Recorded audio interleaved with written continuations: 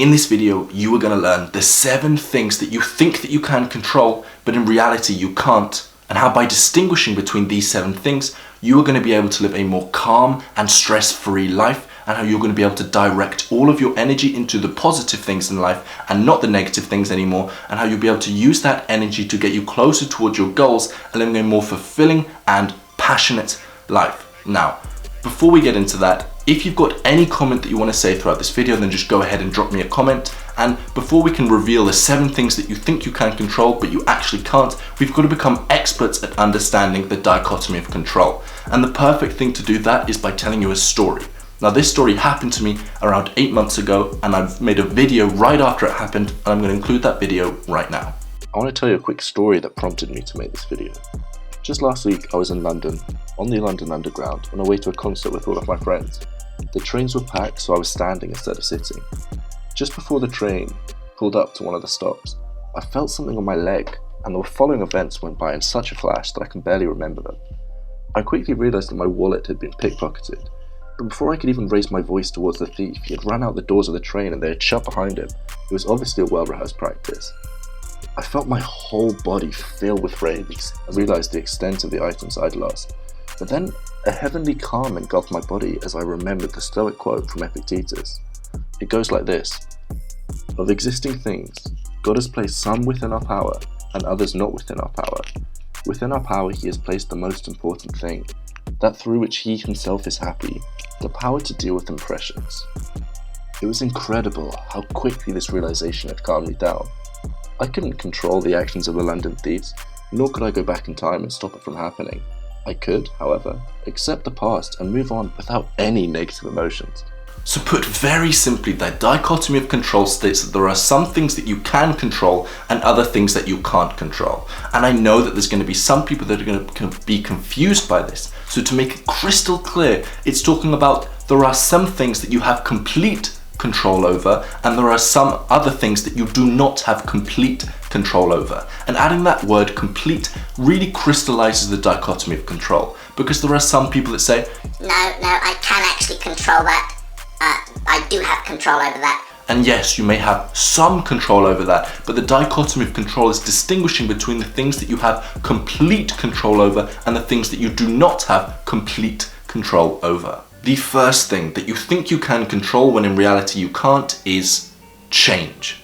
Change is the one thing in life that will happen no matter what. Whether it's positive change, whether it's negative change, it will always happen, and by focusing your energy and trying to make things the same, that is a losing battle. Think how the world was 10 years ago. Think how the world was 100 years ago, 1,000 years ago, 10,000 years ago. A lot has changed. A lot of change has happened, and that is not going to stop anytime soon. So stop trying to keep everything the same and accept and embrace that the world is a changing place, and love that fact. And the second thing is the weather.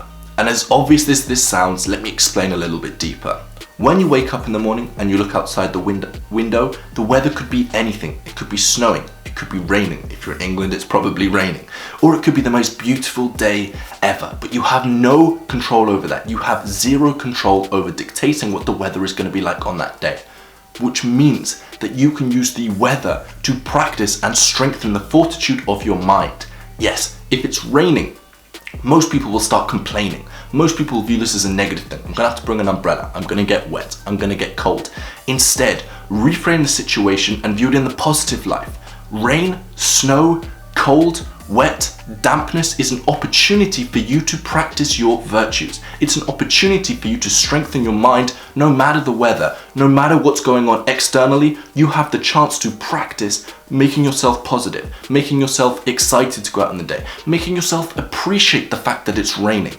The weather and negative weather, or what most people will view as negative weather, is actually a chance for you to practice your virtues. Remember that, and you will love the weather no matter what it is. And by doing that, you'll be happy and you'll be positive no matter what is going on externally.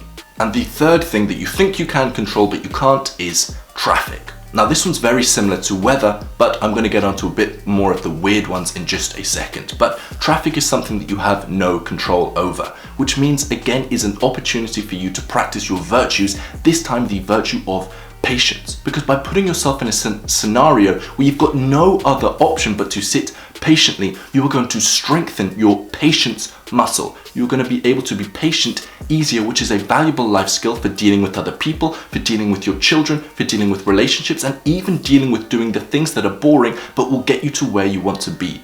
Traffic is an opportunity for you to be more patient, and you must remind yourself that you are part of the cause of the traffic. You are part of the problem, not everyone else around you. So again, it's an opportunity for you to correct your mindset.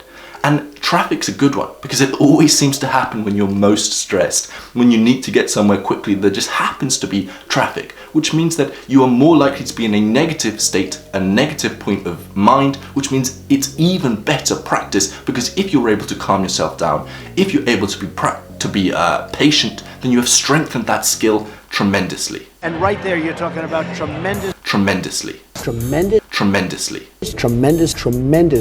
amount. And number 4 is the past. The past is in the past and you cannot control it. It's gone, it's done. There is nothing you can do to go back in time and change the past. It is set, it is done, it is fixed. There is nothing you can do to change that.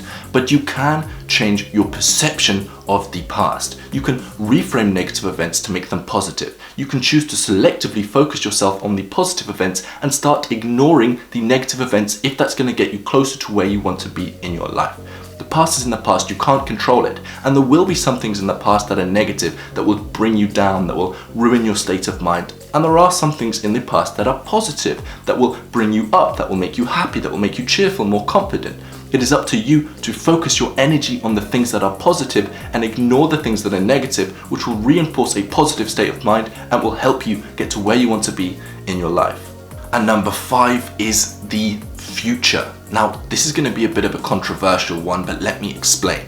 You cannot completely control the future. You can't just decide what's going to happen in the future. You can't decide whether you are going to be 8 foot tall tomorrow. You can't decide whether it's going to be sunny tomorrow. You can't decide what job you're going to have tomorrow. You can't completely decide what's going to happen in the future. You can, however, control your actions, and your actions will have an effect on the future.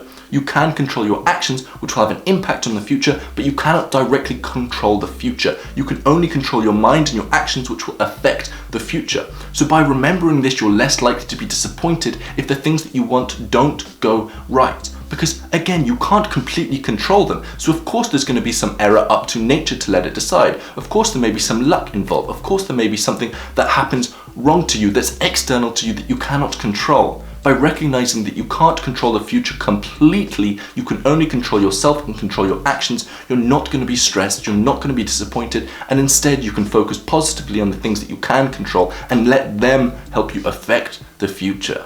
And number 6 is other people's minds. Some people think that if they put in a lot of effort, they're going to be able to shift someone else's point of view. They're going to get someone to agree with them, but that is not the case. And this may happen to you when you're in a relationship and the other person's point of view on life or on you starts to change. And although your actions and your thoughts can have an impact on what they think, you cannot directly control them. So save yourself the hassle of getting yourself intensely upset over the other person's point of view. Recognize that they are a person and they can control what they think, but you do not have complete control over what they think. If I had the option, I would get all of you to think in a positive point of view, in a healthy point of view, and start doing the things that are going to benefit you in the long run. But I can't control you and I can't control your mind. Yes, I can have an impact on your mind and an impact on your life, which is what I hope to do by filming this video for you, but I can't completely control your mind. And that is something I've got to completely accept, otherwise it's going to cause me a lot of turmoil in my life. And it's something that you should recognize as well. That yes, and don't ignore this, you can have an impact on other people's minds, but you cannot completely control what they think. So don't get yourself caught up in that. And before I reveal number 7, if you've made it this far, then I'd really appreciate it if you could go ahead and subscribe to this channel. And whilst you're down there, just go ahead and leave me a like. But number 7 is you cannot control other people's happiness. And this is very similar to number 6, but there's a slight difference, and that is affecting people's emotions. This you have even less control over. So don't focus all of your effort on trying to change their emotions. What I found in my life, if I want to make someone else happy, I must lead by example. I must do the things that I know will make me happy and hope that they see me being happy and hope that they see me doing the things that are going to get me further along in my life, and that they will feel left out and will copy me. It's like the phrase that goes, you can lead a sheep to water, but you can't force them to drink. But you can make the sheep very thirsty. That means that you can't get someone to be happy. You can't force them to drink the water, but you can make them thirsty by recognizing what they're missing, by you leading by example and by you being happy. That's it from me, guys, and I suggest that you watch this video that's up on screen. I think you're going to really like this one, and it will cover everything you need to know about Stoicism.